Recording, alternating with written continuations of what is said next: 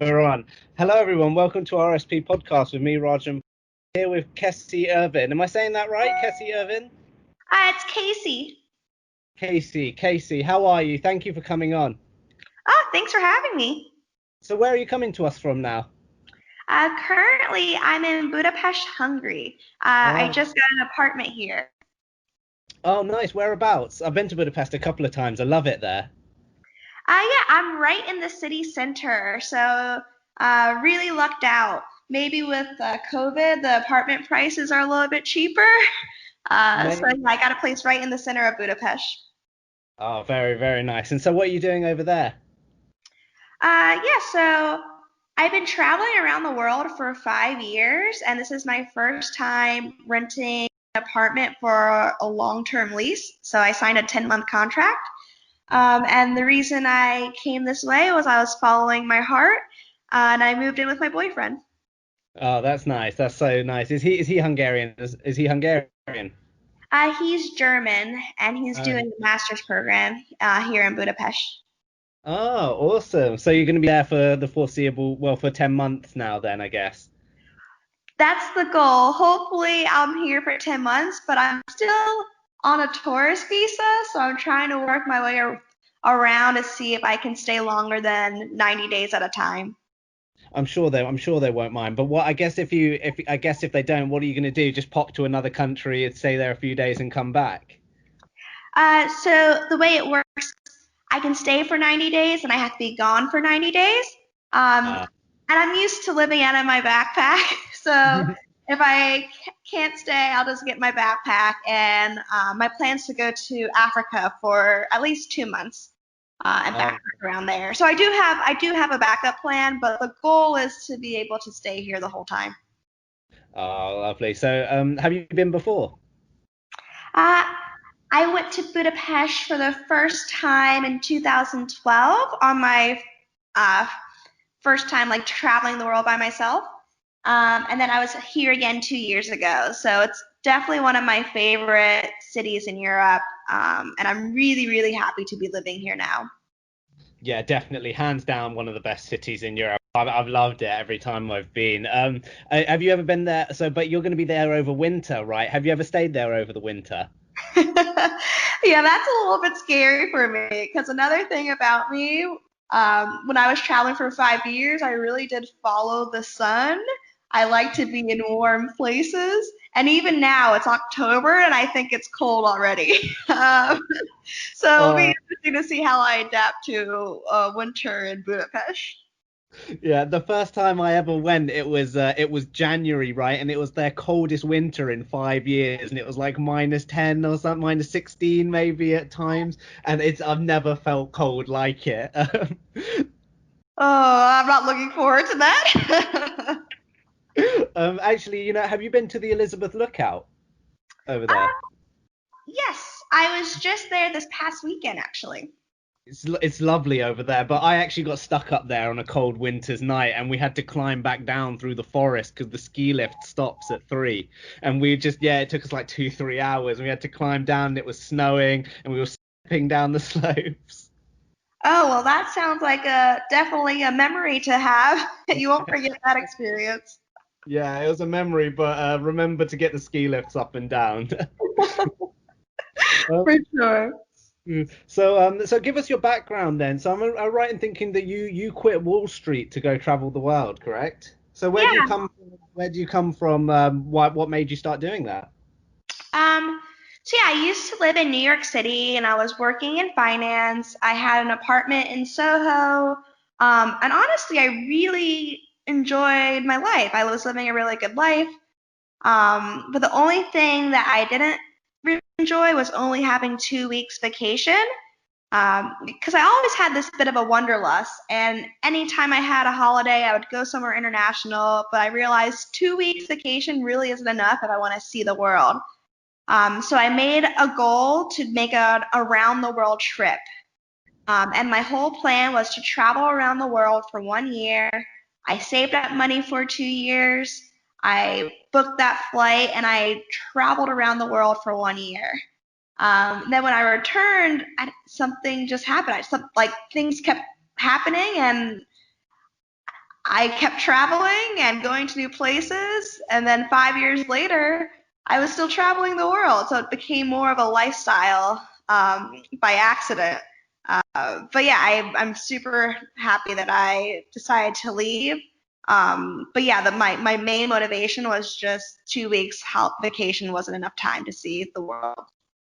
No, it never is, and like I think, like I was saying, I sent an email that to you that it's. I mean, it's people should be inspired by that because that's like it's an amazing decision, and you hear so many people say that when they're older, that when they're older they say, oh, I wish I traveled the world while I was younger, because when you only have 2 weeks off, you only want to go to like you want to go relax on a beach resort or something like that, and not really see the world and not be too adventurous.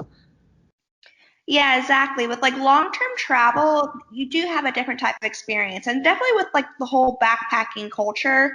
Um, because the point of backpacking is you do want to kind of immerse yourself more. You don't just need a relaxing holiday. It's not like I've been working for like nonstop throughout the week. I just want to have like a really nice relaxing holiday. When you're backpacking long term, it becomes more of a lifestyle, and it's a different type of travel experience that I really appreciate.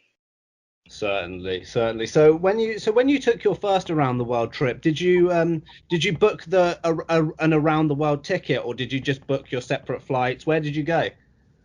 Yeah, so I had a plan because I thought I was only going to be gone for a year, so I wanted to try to maximize my time as much as possible. So my route was Europe, Central America, Peru. Then it doesn't make that much sense. Tokyo, Morocco, Australia, New Zealand, Southeast Asia. So I knew I wanted to spend about 3 months in the different continents that I was going to. But I did not buy an around the world ticket. I would Hmm. just buy cheap flights in advance when I found them. Uh, Yeah.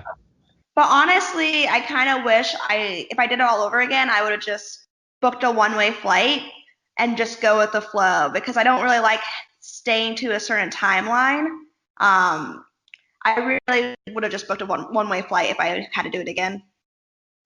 Yeah, no, I get you as well. It's not, especially like when you are, like you say, when you are backpacking and things, you want things to be a bit looser and a bit more free. Being restricted to time constraints is never really that fun because either you get lost with having, sometimes you don't have enough time, or you have too much time and then you just end up waiting around for ages. Yeah, exactly, exactly. So where did you start? So I started in Croatia, uh, not on purpose because I applied to be like to work for a company called the Yacht Week as a hostess, but I got rejected for my application. But 2 weeks before I was planning to go to Europe, they emailed me being like, "Hey, we actually have a positioning. You can come for training for 1 week in Croatia." So I just changed my flights and I started in Croatia for that 1 week of training. Awesome. And then what did you, so then you traveled, was that your first experience in Europe, or had you been around before? I have been to Europe a couple of times before. Uh, Europe was the first international travel destination I went to. I think I was 12 the first time I played in some soccer tournaments in Europe. So yeah, I was pretty familiar with Europe. Oh, okay, cool. And then where next? Um, so I spent the summer in Europe. It's kind of hard to like remember that first year because uh, things start to blend together. Um, but I know after I spent the summer in Europe, I moved over to Central America in October, and my heart really like my first time in Central America, and I freaking loved it. Central America is still one of my favorite places in the entire world to travel. I would say Africa and Central America are my top places. Oh, really? So where did you go in Central America? Because I mean, I haven't scratched that part of the world yet, but I would love to. I would really, really love to. It looks like so much fun, such amazing people, nice beaches. It looks awesome down there.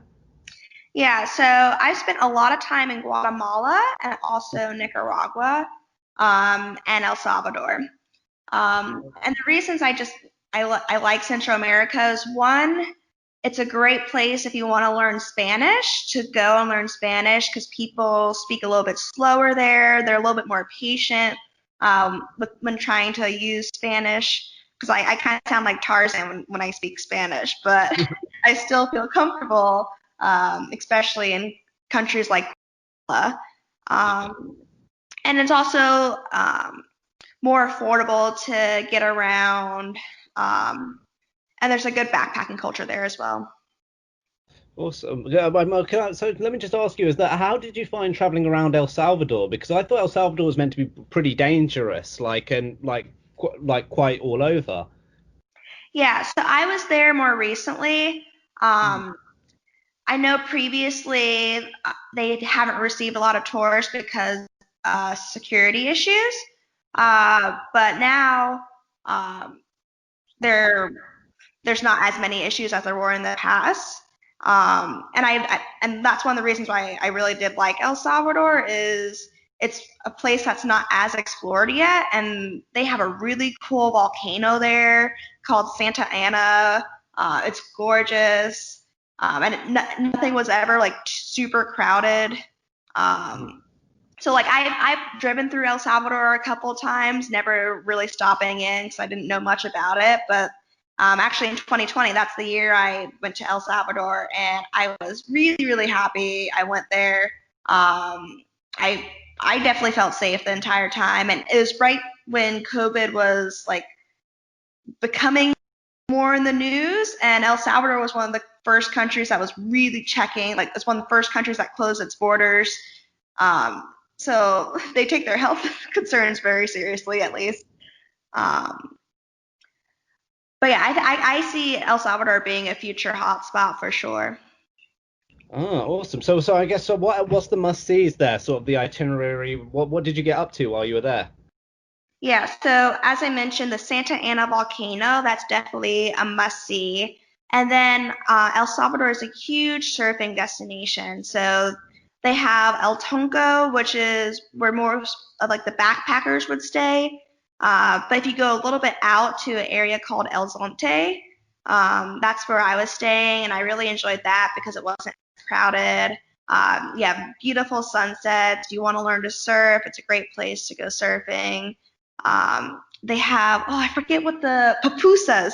They have pupusas in El Salvador, which is like you pay $1 for them, and they're really filling lunch or dinner, however you want to have them. What are they? I've never heard of that before. Yeah, what is a pupusa? So it's If you something could. you can find on like any corner. I think it's made from cornmeal, and then you stuff it with different things. Like you can get it with cheese and garlic and jalapenos. I think you can get some with like chicken. So it's not like a taco, but maybe it's like a stuffed quesadilla. I don't know how to or like a stuffed pita. I don't know how to explain it, but it is made from cornmeal. Really cheap, really delicious. That was basically my breakfast, lunch, and dinner when I was in El Salvador. Oh, it sounds good, whatever it is. You've sold it. It does sound really good. So what else did you get up to then? So you went surfing, some awesome volcanoes. What else is there to see? Like, do you have any hidden gems, things that people should look out for?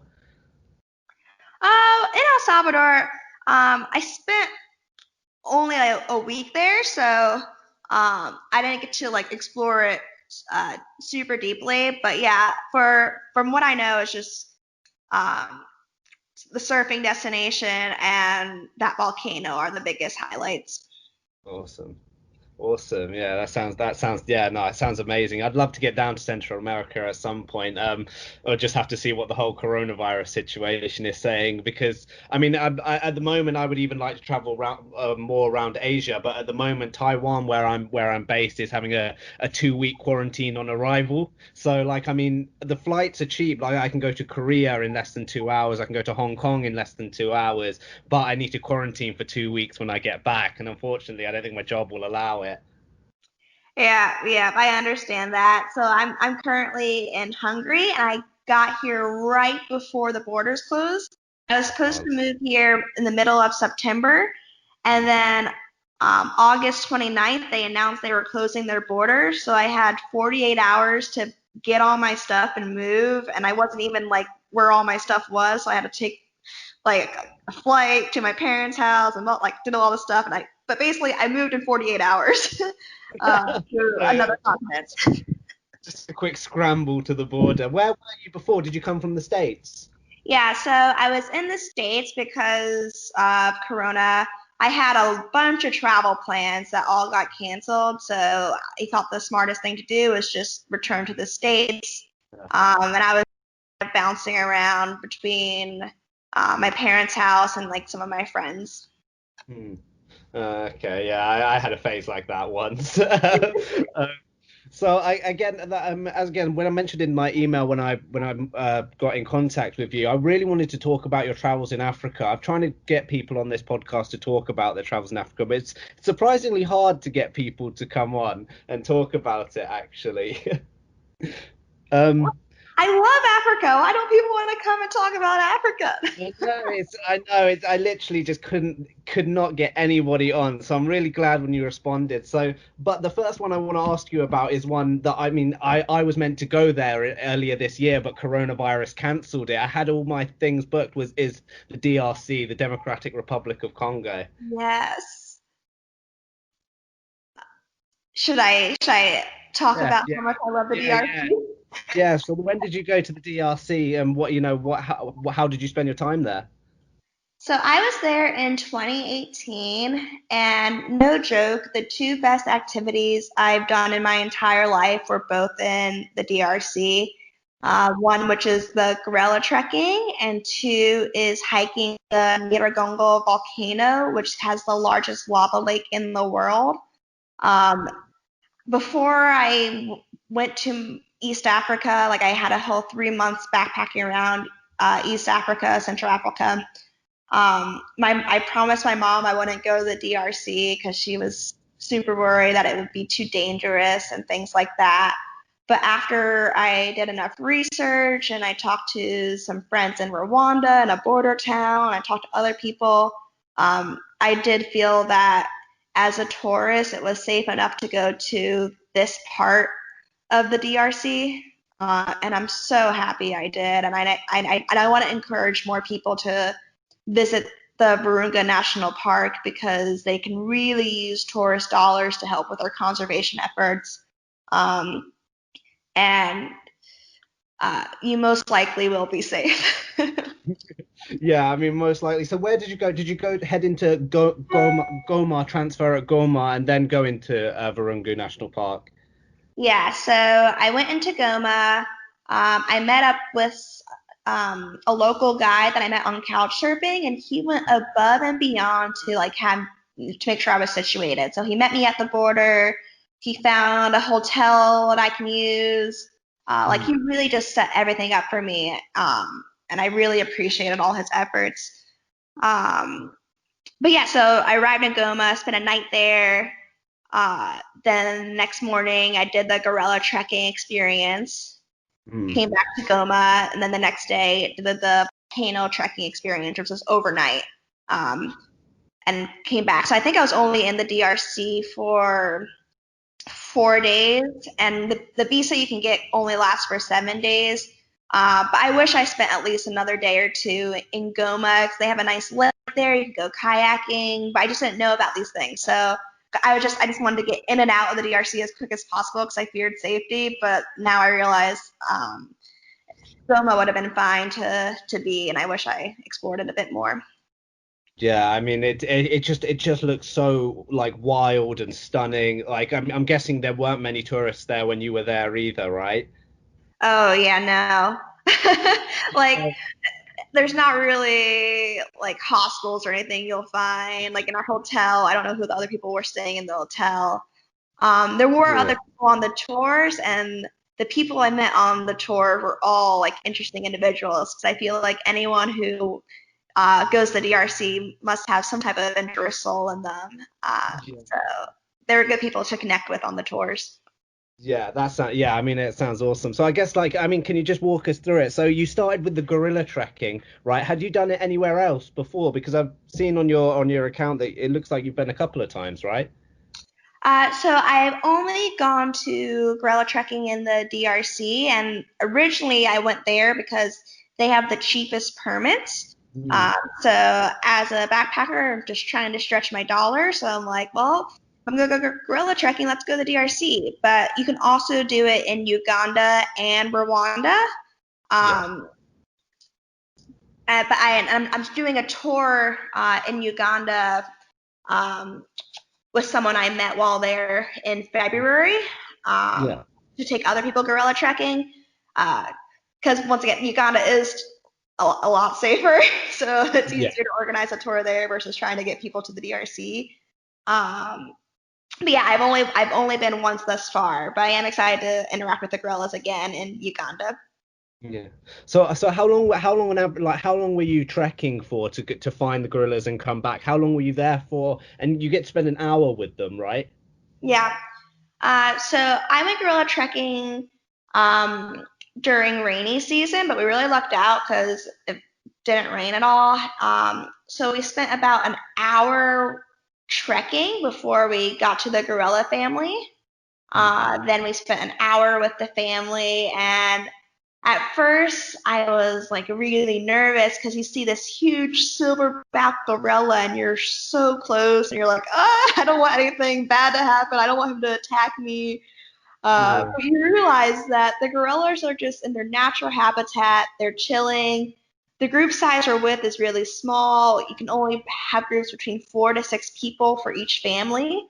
Um, so yeah, it was just awe-inspiring to look at these creatures who share so much of our DNA. I think it's like 99 point something percent of our DNA is similar, and you Yeah. really can notice all the similarities. um, so yeah, it was. I think everyone should uh, go gorilla trekking. It's definitely the best animal experience I've had, safari experience I've had because you're so up close and personal. I even had a baby gorilla walk over my feet. Like I Yeah. froze. I didn't want I didn't want the mama to like come at me, but it was just really a natural environment and beautiful. Yeah, it just looks so stunning, and like you say, so it's just like an hour there, just an hour to find them. Was it only an hour? Yeah, it was only an hour. The DRC, I think it's easier to find the families there versus like Uganda. I think the trekking might be a little bit longer. But once again, these are wild creatures, and um, it might take longer to find the family because they might be off somewhere. They do have rangers who are out there in the field, like tracing where the families are. Yeah. Um, so you can have a general idea. But yeah, the trek uh, was pretty easy. There was like an older couple, maybe in their like older 40s, and they were completely fine for the trek. Um, so yeah, I think anyone who's in decent shape would be fine. Awesome. Yeah, no, it sounds amazing. And then so next you went up the Ngorongoro volcano. Oh, I'm getting so jealous talking about this because your itinerary is that exactly the same as what mine would have been in April. Yeah, so interesting story about the volcano because the morning we're supposed to hike it, I get an email from one of my friends in Kenya. She knew I was in the DRC, and she's like, sent me this email that said 5 rangers at Virunga National Park had been killed. The day we went gorilla trekking, there were 5 rangers killed in the same park. So obviously, my friend and I we were already a little bit nervous about the DRC, and we're like, oh, should we still go on this trek? Blah blah blah, like all this stuff. Um, and then we realized like the park will always shut down, and if it's not safe for tourists, they won't allow tourists to be there because if anything happens to a tourist, that completely ruins their um, business model. Um, and honestly, they just want to keep tourists safe. Um, Cool. so unfortunately, in different parts of the park, like in the north of the park, it might be more dangerous, and the rangers dying is a more common thing, which is very sad. But that's also why I think our tourist dollars are so much needed, because these rangers are risking their lives every day to protect this park, to protect the conservation efforts, and our money is just to help support them. So even though we got this email, I checked with my friend in Goma, I checked with the Virunga National Park, and they said, no, it's still safe for you guys. This is a different part of the park. It's okay. We were comfortable. And then we started our trek. Um, and with the Nyiragongo trek, I think we had about maybe a group size of 8 or 9 people. Um, and it takes about 4 hours to get up, and there's plenty of rest breaks. I read a lot of blogs stating that how hard the hike was, but it really wasn't too bad. They give you definitely enough times to.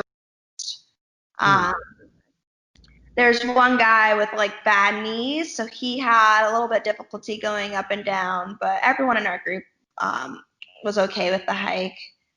Um, and then once we got to the top, uh, we got to see the lava lake.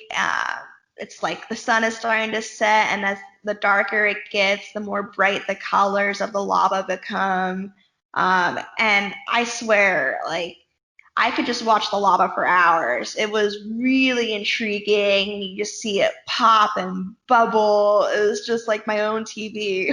Or I guess that's why they used to have like lava lamps, right? People could just Yeah. like look at a lava lamp. Uh, but yeah, lava in real life is way cooler than a lava lamp. It just, I mean, yeah, it looks like you say, it looks like something you see on TV. It just looks surreal, doesn't it? I mean, I'm looking at the pictures that you sent me now, and it's just, I just can't even imagine being there. It looks crazy. Yeah, yeah, it's amazing. And if you go, I definitely recommend getting a porter and a chef. It does cost a lot more money, but once again, um, once you get to the top, you don't want to be worried about making your own food. And the chef's food was way better than I thought. Like, wow, this is really good. How do you make this? Um, and you're also supporting like the local community. Um, so yeah, I definitely Yeah. recommend that. Yeah, awesome. And so, how were you? What was the sleeping accommodations like up there? Were you staying in the little huts? Yeah, they have huts. Sleeping accommodations weren't the best. They all smelled like pee. They all smelled like pee. Well, maybe not all of them, but like that's what I remember. There's like a little mattress in a hut, but at least you have a hut. Like a lot of times Yeah. when you go like overnight camping, you just like are in a tent or something. Like we do have huts, and it was easy for me to like just sit there. But I Yeah. do remember like a smell. Oh, that's that's so horrible. But like, I guess that you must been just so tired, you just couldn't wait to get your head down and fall asleep anyway, Yeah, right? yeah, Yeah. exactly. Or just like go back to and watch the lava until you're like Yeah. so happy that nothing else matters.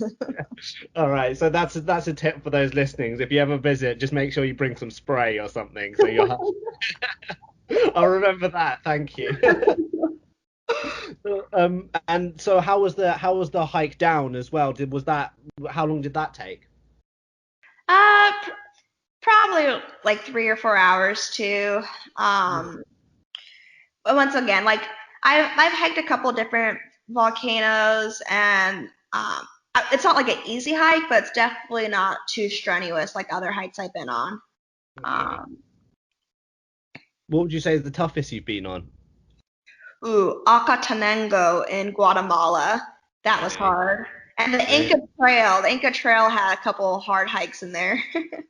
What up to Machu Picchu, right? Yeah, well, the Inca Trail you end at Machu Picchu, but there's some treks. Like it's a 4-day trek to get there. Uh, Wow. so yeah, there's some hard treks there. Yeah, that sounds intense. Can you tell us a little bit about that? Did you do the 4-day trek up there? Yeah, so Machu Picchu. This was going back to my first year travel. I had a couple bucket list items I had, and one of them was hiking the Inca Trail. And I did it with my mom. So my mom was 65 at the time. Brilliant.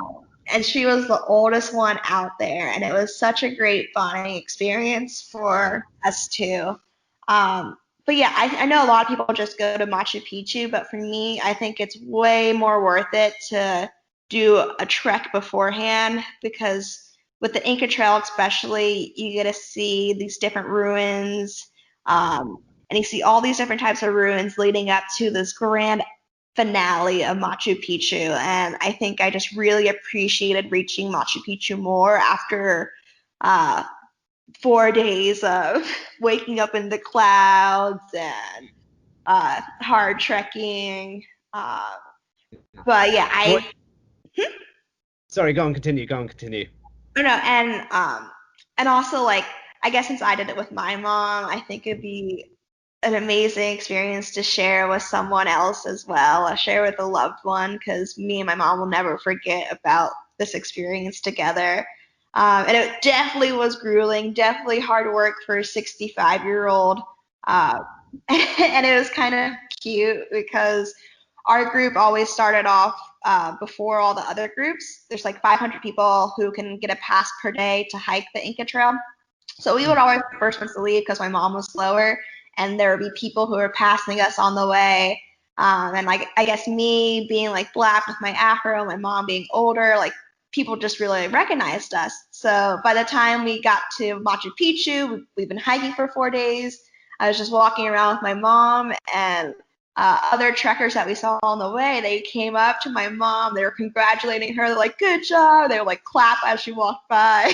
So it was just really cute to like see people appreciate like how hard the hike was for my mom and give her that love and support for finishing. Yeah, no, well, fair play. What an absolute boss. Like, she's it sounds like she did it and she smashed it. So Yeah, for sure. for that. I don't know if my parents would be up for that. I think they would. If I said 4 day trek, I think they would be like, nah, no, no. I'll meet you at the top. Well, that's the funny thing. My mom did not really know what she signed up for. I'm like, hey, mom, do you want to hike the Inca Trail with me? Sure. And she thought we'd be staying in hotels and all this stuff. I don't think she knew that it was a really intense hike where we're camping. She did Yeah. not know. Oh God, yeah, no, I think that would be the only way I'd be able to get my parents involved in it as well if I just didn't tell them really what we were doing. Yeah, when I was we'll go on to talk about this next country that you've been to is Rwanda. But when I was meant to be going earlier this year, my dad was going to meet me out there as well, and I was saying, oh yeah, we can do this activity, we can do this activity, we can go do this, like go trekking in the mountains and things like that. He was like, no, no, he's not a hiker, he's not a hiker. He was like, no, I'm just going to stay around the city. We'll go to some safari parks, but I'm not Yeah. going hiking or anything like that. So, I mean, tell us about your experiences in Rwanda then. If it, did you, I mean, what's the best things to see there? So unfortunately, I did not have much time in Rwanda. I only had 1 day to explore. Um, so it's not a fair representation, but even within that 1 day, I got some understanding of Rwanda. One, I was in the capital, Kigali, and it seems a lot different from other African cities I've been to. Super modern. It could have been like a city in the U.S. Because I think a lot of times when people think like Africa, they think like run down streets, like not as much civilization and things like that. And I'm like, go to Rwanda, see this. Like Rwanda is advanced, and even how they like handle the corona situation currently, like they did a really good job with that. But yeah, so for the 1 day I went to Rwanda, the reason I went was to go to the Genocide Museum, and I went on the anniversary day, and that was a very powerful experience where it's recent the recent genocide that was in the early 90s. It's yeah, it was just a really powerful experience.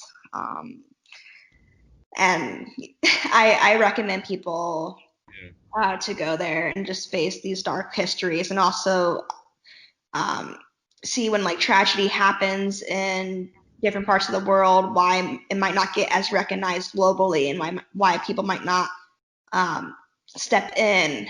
Um, but yeah, I highly recommend going to the Genocide Museum. Yeah, no, I think that should be, you're right. You should go see in the like, because it's recent history. It wasn't too long ago, and it's quite insane that how they've managed to progress so much from it as well. Because I think I'm right in thinking that the sort of the government and things that realized that we can't prosecute everyone who took part in it because it was everyday civilians, and they recognize that they've got to come together to build their country up. Yeah, yeah, definitely. I don't know all the ramifications of what happened afterwards, but I can just state like currently Rwanda, just like from a outsider's perspective, seems like they are more advanced than a lot of the other countries in Africa. Yeah, but that's what I've read up as well, so I think that's fair. I mean, yeah, hopefully when the coronavirus sorts back out, I can maybe end up retaking my trip up there. But well, I mean, what else are your other highlights from Africa? I was reading your website. I've seen that you've been to Nigeria, Malawi, Uganda, Ethiopia, Mozambique. So, like, I mean, can you give us some of the highlights there? What's travel like in Nigeria? Because I've never met anyone who's been, other than people who are from there. So I had a friend in Nigeria, and I think I was way more comfortable traveling to the country knowing someone. I'm not sure how it would be for like solo backpacking necessarily. Yeah. Um, but yeah, since I was visiting a friend, I think I had a completely different experience, and I stayed in Lagos, and they have some like cool touristy attractions, like a long suspension bridge you can go on. Nigerian culture is also very different, a bit more machismo, like uh, so that was kind of interesting getting used to. Um, and also something that I was kind of taken back with Nigerian culture is just um, seeing the difference in classes. Um, like you have your rich, and then you have maybe you're poor, and then like you're really poor. Mm. So yeah, it was just kind of like in my face there and things I wasn't really used to. Um, so Yeah. yeah. So what did you get up to over there? So you were just hanging, like, I mean, you had a friend there who just took you around, basically. Yeah, yeah. So I had a pretty fun time in Nigeria. Like Yeah. I went to an album release parties of someone who was just nominated for a Grammy. I went to some house parties. So it was like I was living like a life of luxury when when I was Yeah. there. Um, Yeah. Yeah. Sorry. Yeah. Yeah. I Well, was I've living, actually seen turn up in Nigeria actually seems pretty crazy. Actually, it looks like they love to party over there. yeah, yeah. There is a good nightlife scene. I would definitely go back to visit my friends and have a good time. But something else I want to point out outside of Nigeria, there's a slave port called Badagry, um, Yeah. and for me, it was just really important as like an African American, as a Black American. I just wanted to kind of know more about my history or my ancestry. Um, so I visited this slave port, and um, like you can tell that there's not much money supporting these sites. Mm. Um, but these sites are like so important, and they have so much history, and um, I learned a lot of things there that I didn't know growing up. Um, like for one, I didn't realize how involved Africans were in the slave trade. Um, and like when I was going through my guide, I learned a lot about like how Africans are really involved in the slave trade as well in terms of facilitating slavery. Um, but yeah, Oh, that was. really? Hmm? Oh, really? That's really interesting. I didn't know that either. Yeah. So the one of the places I visited, they have this museum. In Badagry, which is I forget what the name of the guy. I think like something Abbas Tariqi Abbas. Um, so he was formerly enslaved, but then he got freed, and once he was freed, he was having his former slave master bring more slaves to Brazil. So like his whole job was to bring enslaved Africans over to Brazil. And at this um, museum. It was where they would keep the enslaved Africans before they got on the boat and were shipped off, and just like these really, really tiny rooms, and people would be in there for who knows how long, treated like animals in these little cages. Um, and in the middle of this museum was a huge gravestone, like a mini house for the Abbas, who was this enslaved African who got freed and was facilitating slavery. And that would just kind of surprise me. I'm like, okay, so it seems like we're celebrating this person who uh, perpetuated slavery. Um, do we really want to celebrate someone who profited off of something so dark? Um, so that was something interesting for me. Yeah, I can certainly imagine. And I mean, even now, I think it's just such a crazy thing to actually wrap your head around that people could actually do that to other people. They actually enslaved other people and did all these horrific acts. And some of them, like you say, some of them are still kind of, celebrated, some of these slavers. Yeah, and like just being there, I saw some of the chains used, um, and that was powerful too. Like I held one of the chains, and it was so heavy, and there's chains that went through enslaved Africans' mouths to connect them, and it's just like really inhumane things. And like I guess the most powerful part of that experience was walking down the slave point of no return. So this was the pathway that so many of my ancestors walked down, not knowing what new world they were walking into, leaving behind everything they knew to board this ship and cross the Atlantic. And walking down that path was just it was really somber. Um, and I did feel some type of connection to it because although I don't know exactly where my ancestry is from, I can assume it's somewhere from West Africa. Um, yeah, it was powerful. Yeah, I mean, it sounds it, and it sounds like, it sounds like something as well that everyone should go see and take into an account. So it's amazing. Like, thank you for coming on and, and telling us about that. But I mean, what are your other highlights from traveling around Africa? I was also saying that you like Ethiopia and Mozambique, correct? Yeah, so when people ask me my favorite country I've been to, I typically say Mozambique. And the reason behind that is um, one, it's not as explored. So I always like those places that are a little bit more adventurous that people don't know as much about, because there's just that sense of excitement there to like discover something new. Um, and Mozambique is a very hard country to travel in. It had the worst roads throughout any other African country I've been to, but that kind of makes the experience too. Whereas, I don't know, if you're like in Kenya, you'd put 8 people in a car to like go from one place to the other. Mozambique, they would put like 15 people in the car. Like everything was just to the next level, like next level extreme. Um, and everyone has like a horrific travel story in Mozambique that kind of bonds all the backpackers and travelers together. Like, oh, my bus broke down and we had to sleep on the street overnight. Like, everyone has a story like that travel in Mozambique.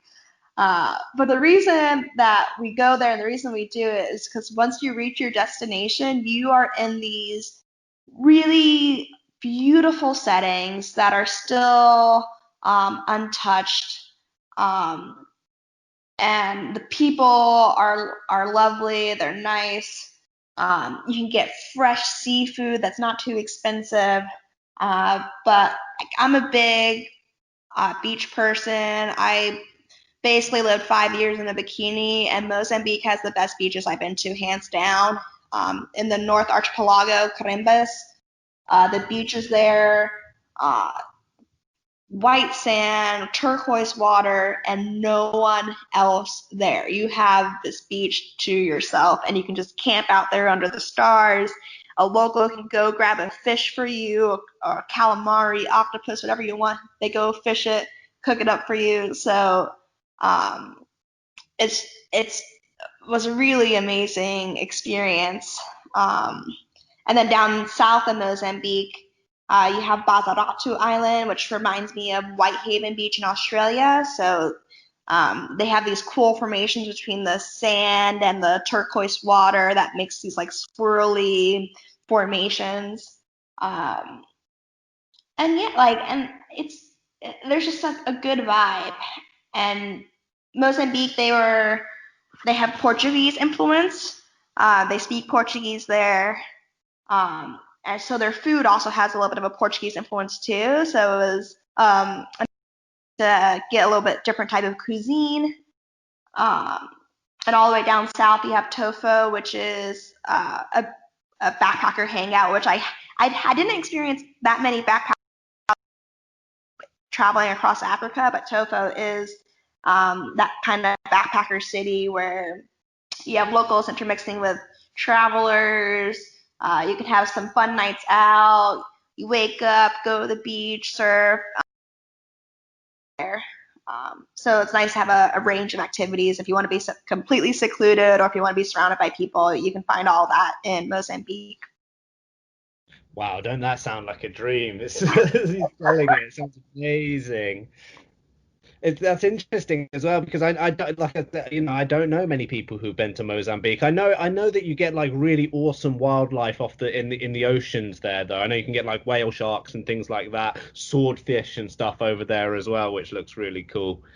Yeah, definitely. And the whale shark experiences, like you were paying like maybe $40 to go on a whale shark safari. And another reason I really like traveling around Africa is because they really they are ethical when it comes to their animals.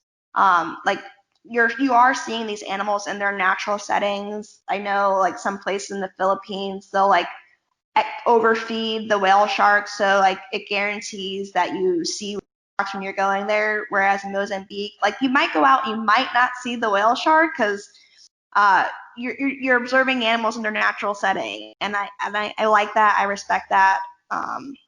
So yeah. Yeah, no, of course. I mean, you've got to. I mean, especially, you must have come across it so much in Africa. Like you say, they have a real respect and reverence for their wildlife. But like, I mean, can you tell us some of your I mean, have you done any good safaris and things like that? Yeah, so outside of gorilla trekking, I did safaris in Kenya and Tanzania. So my first day, so I started my East Africa backpacking trip in Nairobi. I had a friend there, and she organized us a driver for our first day, and like we went on a safari our first day. I had no idea they had a safari in the middle of Nairobi. Um, but it was so cool because you have like this cityscape in the background, and then you can see a lion and a giraffe, and I'm like, what? Well, What is this? yeah, Like, this is Africa. yeah, uh, a proper safari. Like yeah, like you say, it's not like a small zoo. A proper safari park in the middle of Nairobi. yeah, I mean, like, it's not like in the Uh, middle of the middle, but like, yeah, it's still like it's in Nairobi. that's um, so yeah, to be able to see buildings and then also see these animals, I'm like, whoa! I thought I had to like be in the outskirts. And then yeah. another cool safari I did in Kenya was Hell's Gate. They filmed some of Tomb Raider there. The reason I like this safari because you're just on your bike. So you're on your bike and you're biking yourself, self-guided. Um, so you can see like zebras and warthogs. So you don't get like the big five, but um, you still get to see like these unique animals. Like I don't see back in the states. I'm just like chilling on my bike. I'm like, oh hey zebra, how you doing? Yeah. So that was fun as well. Well, man, yeah, no, it sounds. I mean, it just sounds like such a magical continent. It's like I say, I can't believe I couldn't get. I found it hard to get people to come on and talk about it. I had some good wildlife photographers coming on and talking about it actually, and they interacted with some amazing people. Like by the sounds of it, their guides were just so awesome, who had this connection to the land, and they could know where these animals would be at any time, which sounds amazing.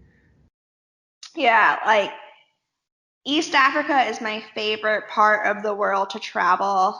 I guess I haven't talked much about East. I've been talking about Mozambique, DRC, but honestly, East Mm. Africa is my favorite part when you talk looking at like Kenya, Uganda, Tanzania, Ethiopia.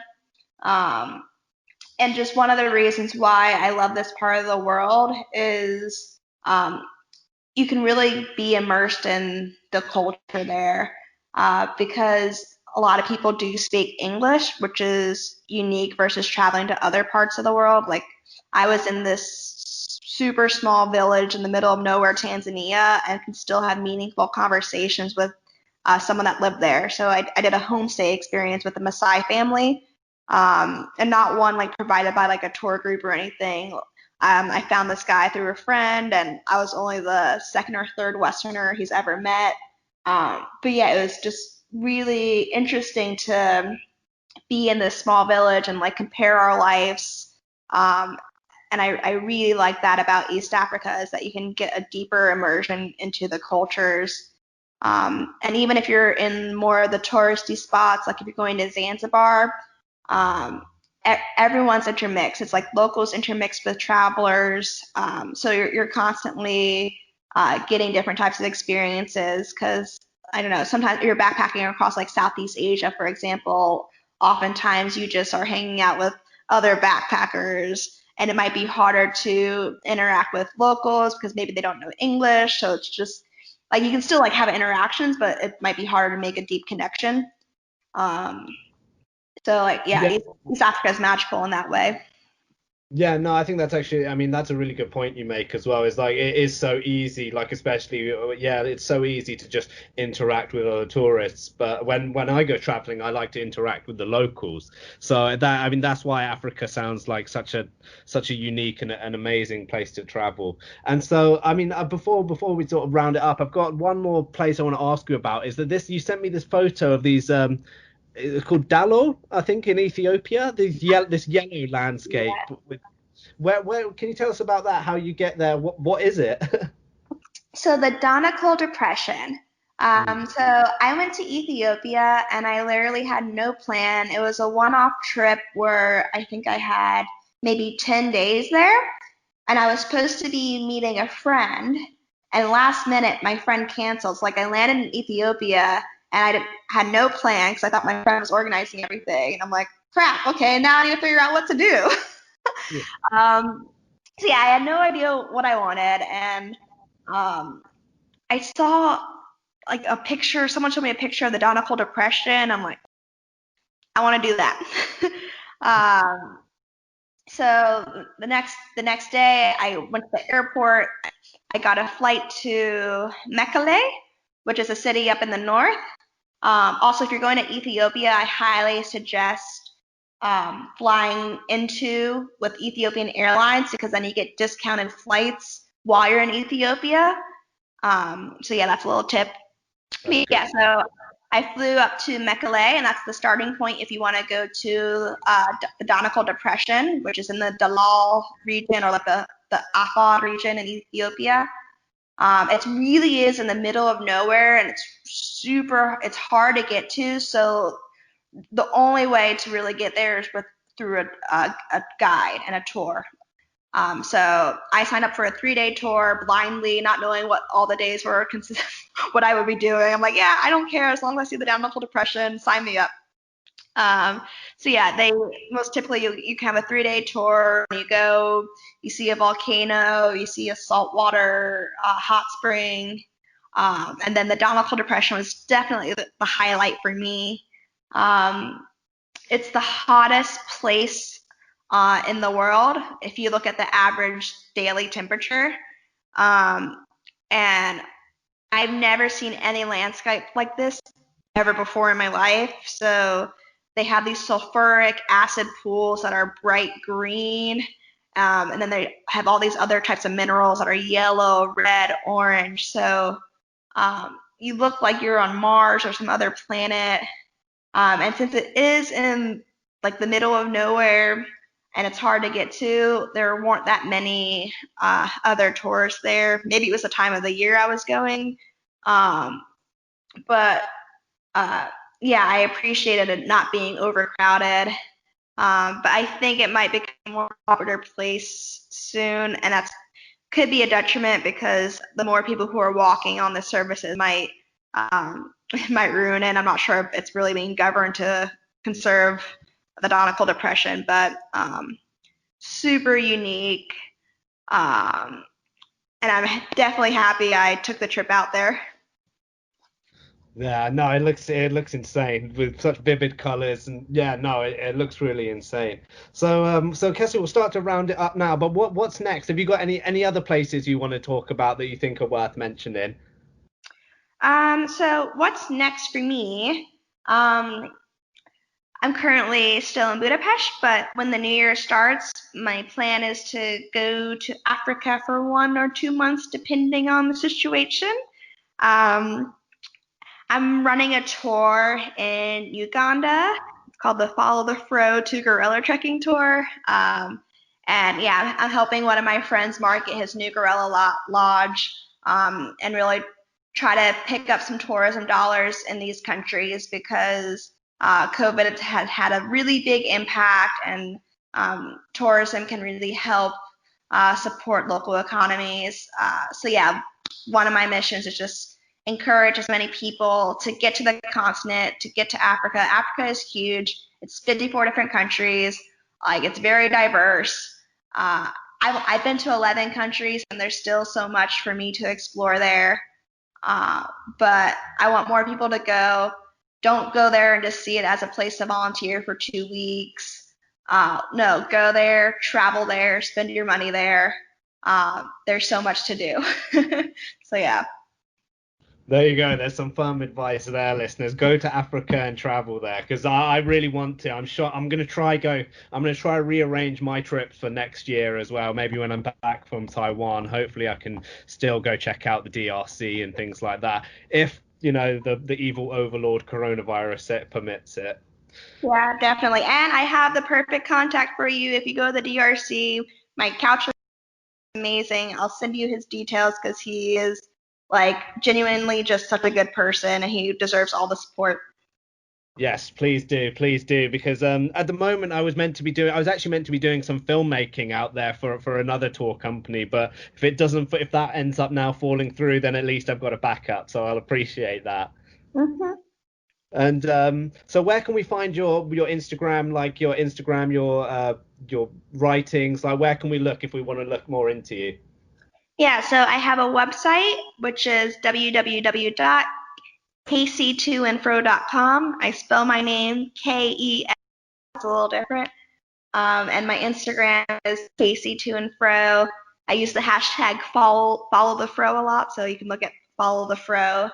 And on my blog and Instagram, I'm a long-term travel expert. I traveled the world for 5 years. So now I use my blog to teach other adventurous souls how to sustain long-term travel and how to really travel further and deeper and connect with these local communities while you're traveling. Um, so yeah, if you are interested, check out the website or Instagram. That'd be helpful. Awesome, perfect. Well, thank you for coming on, Casey. I'll leave you now. You stay safe out there, yeah. And you stay safe too. Thank you, listeners, everyone. Yeah, go follow Casey. Casey, I'll put her links down below in the description. Yeah, thank you. You take care. Bye. Bye.